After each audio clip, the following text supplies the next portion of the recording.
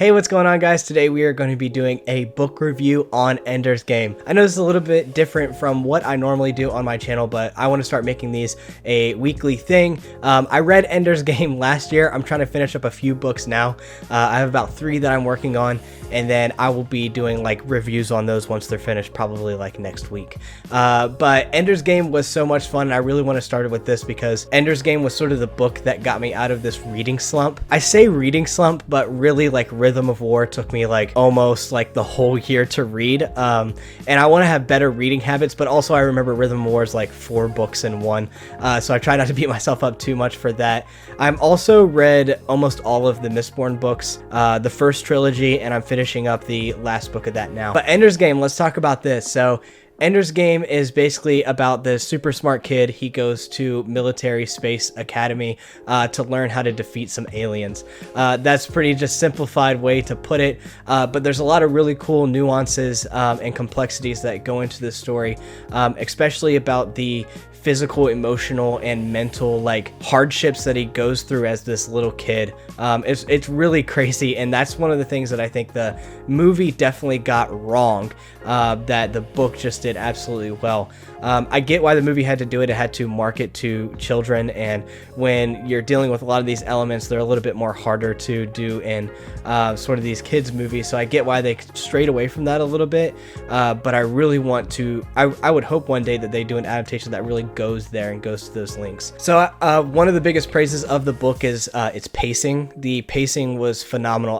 I was never bored once. One of the things that made this pacing done very well is that it tied in with a lot of its tension. Like a lot of its tension, it didn't have a lot of the same tension the entire time. Like if we weren't trying to win a battle, mainly Ender was just trying to gain relationships or gain friends, or he was trying to overcome a lot of these like mental and emotional things that were going on, and figuring out these games. It was just like, it was a complexity of all of those things, because typically in the book, like you're not worried that Ender is going to lose. Like Ender's like super smart, and it's really fun to just see how he overcomes all of these obstacles and how he basically gets to the end of the book. And then the end of the book takes this whole other turn that I knew was coming because I saw the movie, but it was done so well here, and especially this ending. I really loved how they tied everything together. One of the other praises that I have in this book is that at the beginning of each chapter, you sort of have this dialogue without the tags to know who is saying what, so it leaves this mystery that you don't really know who they are, but you know they're talking about Ender, and they're talking about basically what the costs are and what's at stake and all of this sort of stuff. Ender knows, but he doesn't know it to the scale that these people are talking about, and it's this like other tension that's going on, this underlying like big world stuff that's happening and raising the stakes and tension within the story. And I love at the beginning of every chapter, like I think that's what like brought me through every chapter, was like, okay, there's a mystery that's presented, and then like we read of what Ender goes through, and then I just want to get to the next chapter, so and then I could be like, okay, like let's uncover this mystery a little bit more. How's the progress going? I really liked all of that. That was so good. When it comes to complaints, I don't really have any, and I don't really have a rating for this either. I love the book a lot. Yeah, this book basically was the quintessential for beginner sci-fi for me. I would definitely recommend this to beginners, people who want to read sci-fi.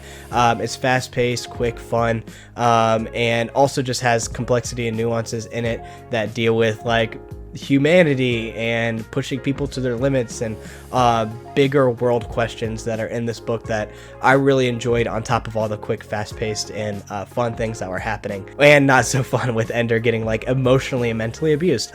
This book was basically supposed to be like the prequel to the real like book that Orson Scott Card wanted to write, which is Speaker of the Dead. I did start Speaker of the Dead. I am about like halfway through. I've kind of put it down a little bit because I was just not as interested as I was in Ender's Game. It's still pretty interesting concepts and stuff like that I probably will give it a try and go back and just pick up where I left off and keep going. That's one of the things that Orson Scott Card does really well, is presenting all of these mysteries at the very beginning, and we're just trying to solve them throughout the story, and it's a really fun journey. So I would recommend this book to also beginner like writers in sci-fi. My little brother, he's about 13. He is writing this like fantasy series right now, and I'm trying to encourage him to read Ender's Game because it would help him out a lot in understanding storytelling and stuff like that, just because of the structure is very well done. That's one of the things that I believe that Orson Scott Card does with his writing process is he spends months and months and months beforehand preparing, and then binges to just like write the whole thing a short amount of time basically. So don't quote me on that, I don't actually know, but he spends a lot of time on his structures and making sure that everything's really sound, and it definitely pays off in Ender's Game. So that's sort of my review for Ender's Game. I really liked it. 10 out of 10 for me. I really enjoyed it. So the next book reviews that'll be coming up is The Hero of Ages by Brandon Sanderson. I am about 75% through with that one. Then after that will be Rage of Dragons by Evan Winter. And then the final one that I'm reading right now, I'm about halfway through that as well, is Gardens of the Moon by Steven Erikson, his first book in the Malazan series. So that one I have a lot of thoughts on because it's unlike anything else I've ever read, and the first book that I've had to like get out wiki pages and just like, okay, what the heck is going on? That might like take the fun out of it for some people, because a big part of it is just like learning the world, but I'm like, I can't even enjoy it if I don't know what the hell is going on. Anyway, I'll review that later, probably in the coming weeks, but the next one will probably be Hero of Ages by Brandon Sanderson. So thanks so much for watching, guys. I would love to know what you thought about Ender's Game. Did you enjoy it? Did you hate it? Whatever your thoughts are, I would love to hear, and I'm excited to keep bringing some book reviews to you guys. Thanks so much for watching, and I'll see you guys in the next video.